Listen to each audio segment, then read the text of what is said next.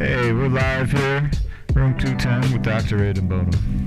Came over, took over the class, and tell us a little bit about your game plan for the class and how you felt things went. Today we were having very much education.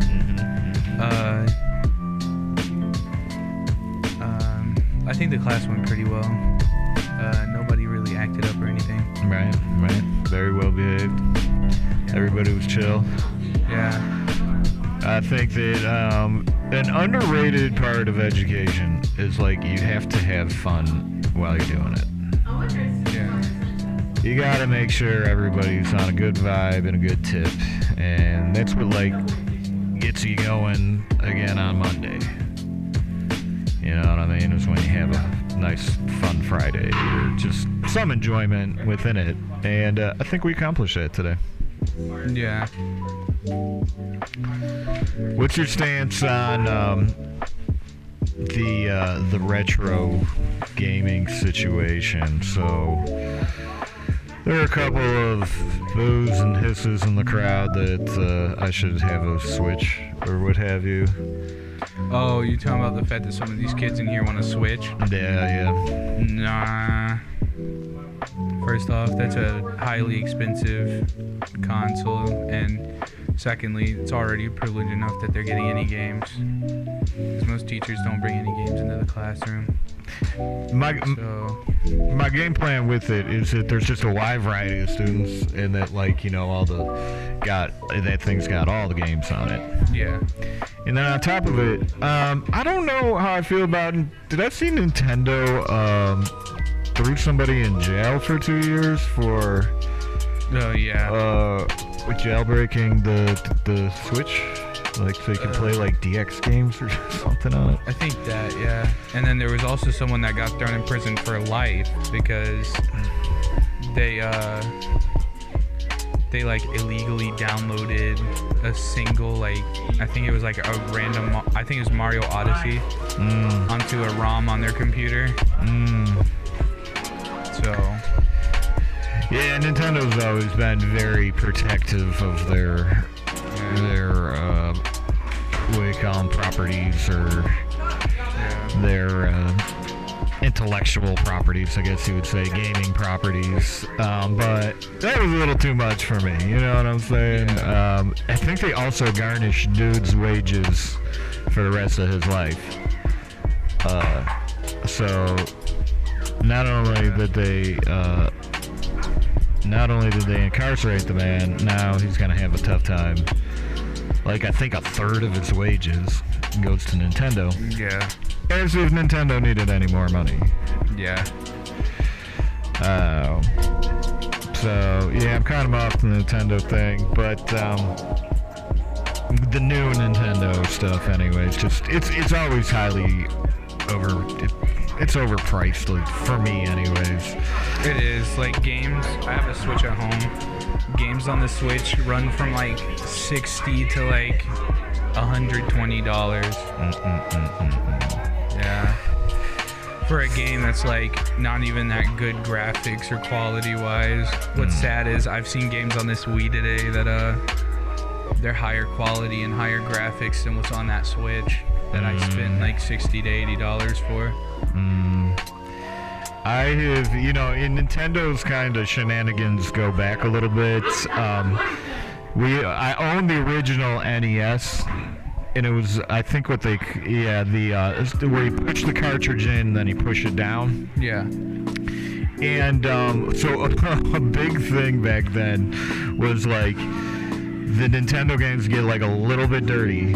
So you had to blow them out. You had to blow them out. I used to have to, funnily enough, I used to have to do that with my Game Boy. I have to take my Game Boy games and blow them out like that.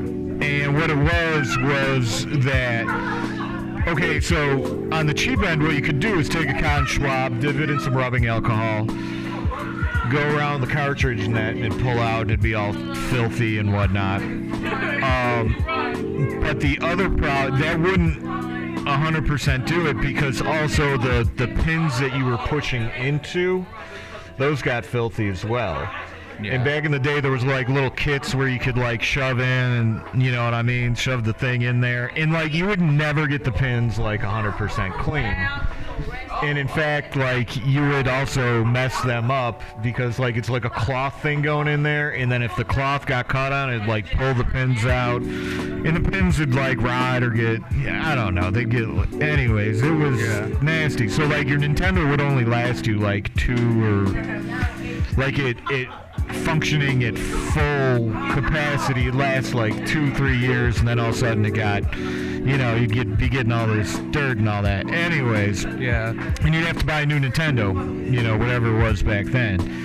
But then later on I saw, maybe it was on Reddit or something, where the cartridge thing actually pulls off on the inside of the Nintendo. Like you can pull the pins out. Like it comes in like a little mount, and you can pull this thing out and put a new one in. And the thing probably costs like $20 tops. And then your Nintendo would be functioning 100% after that point. But back in those days, we didn't know, like, we didn't even have home computers really. The Nintendo was the home computer for most folks. But it was a really inexpensive repair. But like to get your Nintendo working again, like you would have to go out and buy a new one, and it just felt like a ripoff. Biggest gaming ripoff, in my opinion, is the Xbox 360. The Red Ring of Death. The Red Ring of Death, yeah. Yeah, that was foul. Like, why was that how that worked? But like PS3 and PS2 and stuff, like there was no problem with them. And they were running on the same stuff and the same technology. Nor Xbox, the original Xbox didn't have any problems like that. Right. The thing with the 360 was it was in fierce competition with PlayStation. So they basically sent out like a prototype model, because if I'm not mistaken, they beat PS3 by 6 months to the launch date. Yeah. And that's why you got like basically a prototype model that really sucked. I think that's also why like even now the PS5, all my friends like have PS5s and stuff, and I'm like, y'all are dumb, because y'all bought this PS5 and they have literally reported that like after playing for longer than 2 hours the chip will burn. It's like, I feel like the PS5 is the biggest ripoff ever, and it's so expensive and limited and stuff, and it's like, what's the point? Well, that's the funny part. I do remember when 360 came out with the Red Ring of Death. We didn't care at that time because like the technology was so good. Like those launch games and everything else coming out. I think they launched Halo with it, which was smart. Xbox is a Halo exclusive. But at the launch, it was an Xbox exclusive. Because there's nothing like the launch system with the launch games, emptying your bank account out, and the launch game literally being like a hit game. Right. Because didn't the PS2 come out with like Crash Bandicoot? What did PS2? The Crash games. I don't. Yeah, maybe. I don't know. That one didn't hit. Like for me, PS2 was about like Madden. Yeah. Madden hit hard, and the thing with PS2 is that got like a year jump on Xbox. Yeah. I think it was out a year early, and that had its problems too. Like, I remember with the PS2, like imagine like this is the PS2, right? And it operate like, you know, how it operates vertically or horizontally. And anyways, the disc is like going around in it. I remember one of my guys' techniques when it wasn't working or it was acting up, he'd like take it like vertically and he'd like lean it down like so it's horizontally and then lean it back up to like, and it worked too, like all of a sudden it started working. But yeah, my PS3 when I was younger, we had a problem where sometimes when we put a game disc in, it would tear the disc up on the bottom side, 'cause, like I guess the reader was like shredding it. Right. And some games were fine, and then some games it would just shred it up. Yeah.